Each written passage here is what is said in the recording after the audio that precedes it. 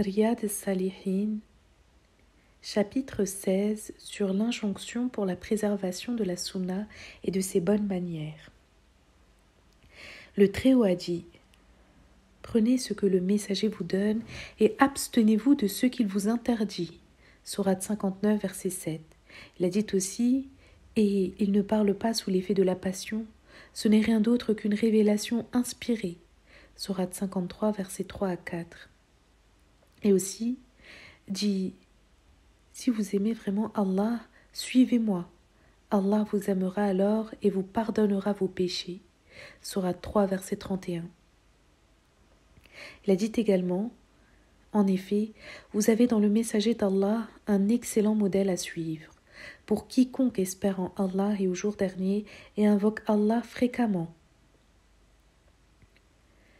Sourate 33, verset 21. Et également: non, par ton Seigneur, ils ne seront pas croyants tant qu'ils ne t'auront pas demandé de juger leurs disputes et qu'ils n'éprouveront nulle angoisse pour ce que tu auras décidé et qu'ils s'y soumettront sans réserve à ta science. Sourate 4, verset 65. Il a dit de même: si vous disputez en quoi que ce soit, remettez-vous-en à Allah et au messager.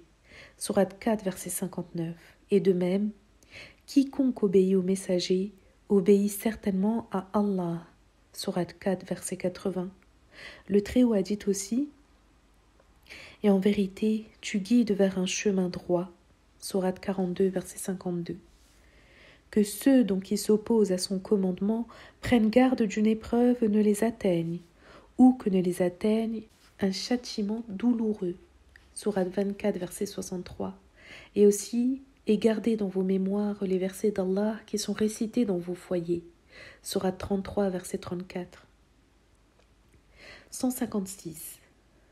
D'après Abu Huraira, radiallahu anhu, le prophète alayhi salatu wassalam a dit: épargnez-moi vos questions tant que je ne vous fais aucune remarque, car ce qui a mené ceux qui vous ont précédés vers la perdition, ce sont la multiplicité de leurs questions à leurs prophètes et leurs différends avec eux. Lorsque je vous interdis une chose, évitez-la, et lorsque je vous ordonne de faire une chose, faites-le dans la mesure du possible. Acceptez à l'unanimité. Commentaire. Le prophète a dit cela parce que certains compagnons, en raison de leur souci d'acquérir la science et de connaître les enseignements de la sunna, l'interrogeaient sur certaines questions qui n'étaient probablement pas interdites et qui risquaient de le devenir, ou qui n'étaient probablement pas obligatoires mais qui risquaient de le devenir à cause de leur interrogation. C'est pour cela que le prophète leur a ordonné de lui épargner leurs questions tant qu'il ne leur fait aucune remarque et tant qu'il ne leur a rien ordonné ou interdit. 157. Abu Najih al-Irbad ibn Sariya radiallahu anhu rapporte ceci: le messager d'Allah alayhi salatu wassalam nous fit un prêche tellement émouvant que nos cœurs en furent touchés et nos yeux se remplirent de larmes. Nous lui dirent à la fin: ô messager d'Allah, est-ce un prêche d'adieu? Fais-nous donc des recommandations. Il nous dit: je vous recommande de craindre Allah, d'écouter et d'obéir à ceux qui vous commandent, même si c'est un esclave qui assume cette responsabilité. Celui d'entre vous qui vivra après moi verra beaucoup de différents. Aussi, je vous recommande de vous attacher à ma sunna, tradition, et à la sunna des califes, vicaires, orthodoxes, bien guidés, au point de la tenir entre vos molaires, métaphore indiquant la rigueur de l'attachement à quelque chose. Et prenez garde aux innovations, car toute innovation est un égarement. Rapporté par Abu Daoud et Tirmidhi qui a dit: c'est un hadith bon et authentique. Commentaire.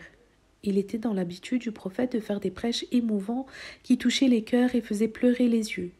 Il le faisait pendant des occasions précises comme la prière du vendredi, la prière des deux fêtes et parfois pendant des occasions conjoncturelles lorsque les circonstances l'exigent. Il en est ainsi lors de la prière de l'éclipse du soleil où il fit un prêche très émouvant et très touchant. Celui qui veut en prendre connaissance n'a qu'à se référer au livre Zayd al-Ma'ad d'Ibn al-Qayyim. 158. D'après Abu Huraira, le prophète a dit: tous les membres de ma communauté entreront au paradis, sauf ceux qui refuseront d'y entrer. On lui dit: et qui peut refuser, ô messager d'Allah? Il rétorqua: celui qui m'obéit entrera au paradis, et celui qui me désobéit aura refusé d'y entrer. Rapporté par le Bukhari. 159. Abu Muslim ou Abu Iyas Salma ibn Amr ibn al-Akhwa rapporte qu'un homme ayant mangé chez le messager d'Allah avec sa main gauche s'est vu ordonné par ce dernier de manger avec sa main droite. Mais il répliqua en ces termes: « Je ne peux pas le faire. » Le prophète s'exclama alors: « Tu ne le pourras plus. » Seul l'orgueil l'empêcha d'appliquer cette recommandation. À partir de ce jour, il ne put jamais plus porter sa main droite à sa bouche. Rapporté par Muslim. 160. Abu Abdullah Nu'man ibn Bashir a dit: J'ai entendu le messager d'Allah alayhi salat wa salam dire: Vous ajusterez vos rangs durant la prière, sinon Allah vous défigurera. Hadith ayant reçu le consensus. Dans une autre version attribuée à Muslim, il est dit: Le prophète alayhi salat wa salam ajustait nos rangs avant la prière avec une telle précision qu'on aurait dit qu'il les ajustait d'un trait de flèche. Il faisait cela jusqu'à ce qu'il vit que nous avions compris ce qu'il voulait de nous. Or, un jour, sur le point de faire le takbir, l'entrée en prière, il vit un homme dont la poitrine dépassait. Il s'exclama alors: Ô serviteur d'Allah, vous ajusterez vos rangs, sinon Allah vous défigurera. Commentaire. Certains savants religieux soutiennent que, par défiguration, il faut entendre une défiguration symbolique et morale, c'est-à-dire que les cœurs seront divergents et différents les uns des autres. En effet, dans la mesure où les cœurs ont une direction, s'ils s'accordent sur une même direction, il y aura beaucoup de bien pour la communauté. Dans le cas contraire, la communauté divergera sur la direction à prendre et se divisera. Aussi, par défiguration, il faut entendre la différence entre les cœurs. C'est là l'explication la plus plausible, car il est dit dans une autre version: ou bien Allah rendra vos cœurs divergents. 161. Abu Musa al-Ash'ari a rapporté ce qui suit. Un incendie se déclara une nuit dans une maison de Médine qui brûla avec ses occupants. Informé de ce drame, le prophète alayhi salat wa salam dit: Ce feu est votre ennemi, c'est pourquoi avant de dormir, il faut l'éteindre pour vous en préserver. Accepté à l'unanimité. Commentaire. Ce hadith montre la nécessité d'être vigilant dans toutes les choses dont nous craignons les conséquences négatives. C'est pour cela qu'il est ordonné à l'homme d'éteindre le feu au moment de dormir, en évitant de dire « il n'y a rien de grave » ou « je suis en sécurité ». Il est possible, certes, que ce qu'il ne peut pas imaginer puisse se produire. Dans cette même optique, l'homme doit vérifier régulièrement les soupapes de sécurité du gaz afin d'éviter les fuites de gaz qui peuvent se produire et provoquer des incendies. Il en est ainsi des fils électriques qui doivent être contrôlés en confiant leur installation à des spécialistes afin d'éviter toute erreur susceptible de provoquer des courts-circuits. Ceci pour ce bas monde. Quant au feu de l'au-delà, l'homme doit s'en protéger et se mettre à l'abri de son châtiment en évitant toutes les causes qui peuvent y mener, à savoir les péchés, leurs causes et les moyens qui y mènent. 162. D'après Abu Musa al-Ash'ari, le messager d'Allah a dit: La voie et la science avec lesquelles Allah m'a envoyé sont semblables à une pluie salvatrice se déversant sur la terre. La partie fertile de cet arbre absorbe alors l'eau qui fait germer, croître l'herbe et les plantes en abondance. La partie aride de cette terre retient l'eau dont Allah fait profiter les gens qui en boivent ou s'en servent pour irriguer leur culture.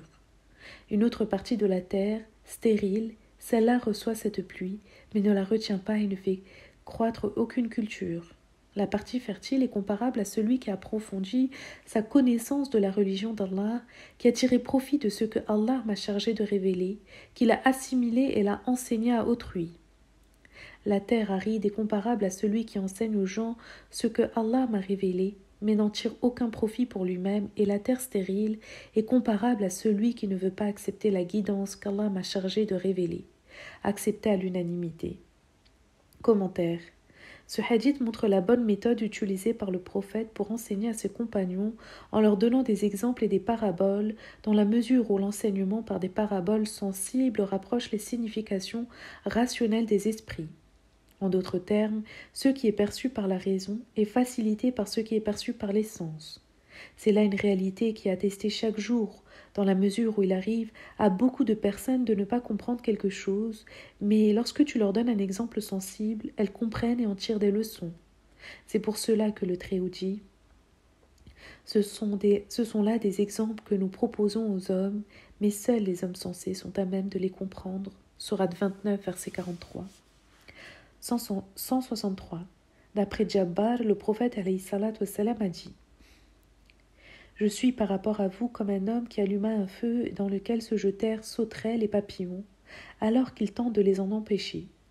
Pour ma part, je vous retiens par la ceinture afin de vous épargner le feu, mais certains d'entre vous m'échappent hélas. Rapporté par Muslim. Commentaire. Il importe aux croyants de se soumettre à la sunna du prophète et de s'y attacher, car le prophète ne guide que vers le bien et préserve du mal. C'est comme celui qui prend quelqu'un pour l'empêcher de tomber dans le feu. Il en est ainsi du prophète comme l'a décrit Allah dans son livre. Un prophète issu de vous-même est venu vers vous. Il compatit à ce que vous endurez et il est plein de sollicitude pour vous, car il est toute bonté et toute compassion pour les croyants. Sourate 9, verset 129. 164. D'après Jabbar encore, le messager d'Allah a ordonné de se lécher les doigts et les assiettes en disant: Vous ne savez pas où peut se trouver la baraka, bénédiction, rapporté par Muslim.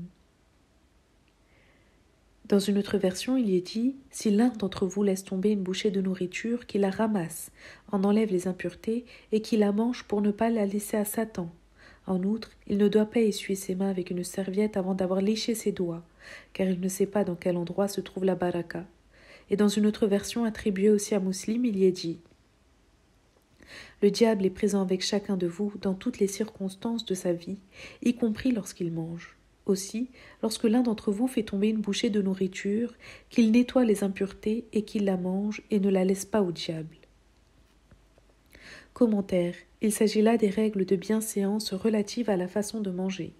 Le prophète nous recommande à cet effet de ne pas laisser la bouchée de nourriture qui tombe par terre au diable, car le diable assiste avec l'homme dans toutes les affaires de sa vie, que ce soit la nourriture, la boisson, la copulation. En outre, lorsque quelqu'un ne prononce pas le nom d'Allah avant de manger, le diable s'associe à lui dans sa nourriture. 175. Ibn Abbas radiallahu anhu a dit: Le messager d'Allah nous a fait un jour un prêche en ces termes: Ô gens, vous serez rassemblés devant votre Seigneur dénudés, pieds nus et non circoncis. Tout comme nous avons commencé la première création, nous la répéterons. Sourate 21, verset 104.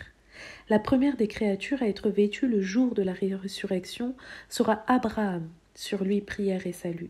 Ce jour-là, on emmènera des gens de ma communauté et on leur fera prendre la voie de gauche. Je m'écrierai: Seigneur, ce sont mes compagnons. Mais on me dira: Tu ne sais pas ce qu'ils ont fait après toi.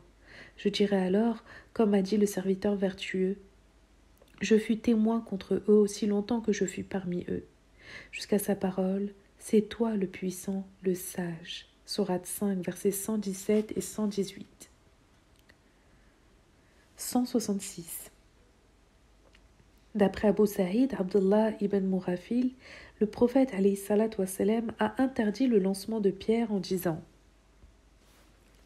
Il n'abat pas de gibier et ne tue pas d'ennemis, mais il peut crever un œil et casser une dent. Accepté à l'unanimité. Dans une autre version, il est dit qu'un parent d'Ibn Murafil lança une pierre et en le voyant, il le dissuada de le faire en lui rappelant que le prophète alayhi salat wassalam avait interdit qu'on le fasse, car il n'abat pas de gibier. Puis, voyant qu'il continuait, néanmoins à le faire, il lui dit: Je te dis que le prophète a interdit cela et tu continues de le faire, je ne te parlerai plus jamais à partir d'aujourd'hui. Commentaire. Si Abdullah ibn Murafal a décidé de ne plus adresser la parole à son proche, c'est parce qu'il a transgressé cette interdiction du prophète quant au fait de lancer des pierres. On rapporte la même habitude à Abdullah ibn Umar qui aurait décidé de ne plus adresser la parole à son fils Bilal lorsqu'il a juré de ne plus laisser les femmes aller à la mosquée, arguant du fait que le comportement des femmes avait changé depuis la mort du prophète. Or ce dernier a dit: N'empêchez pas vos femmes d'aller à la mosquée. Abdullah dit à son fils: Je te parle du prophète et tu me dis: Par Allah, je les en empêcherai. Il ne lui parla plus jusqu'à sa mort. Ceci montre l'attachement profond des pieux anciens à la sunna. 167. Abis ibn Rabi a dit: J'ai vu Omar ibn Khattab embrasser la pierre noire et dire: Je sais que tu n'es qu'une pierre qui ne peut ni donner un avantage, ni porter un préjudice. Et si je n'avais pas vu le prophète, alayhi salatu wassalam, t'embrasser, je ne l'aurais pas fait, accepté à l'unanimité. Commentaire. Ce hadith montre aussi l'attachement à la sunna des compagnons et leur souci de se conformer à elle, même lorsqu'il s'agit de choses qui ne peuvent ni nuire ni être utiles, comme le fait d'embrasser la pierre noire.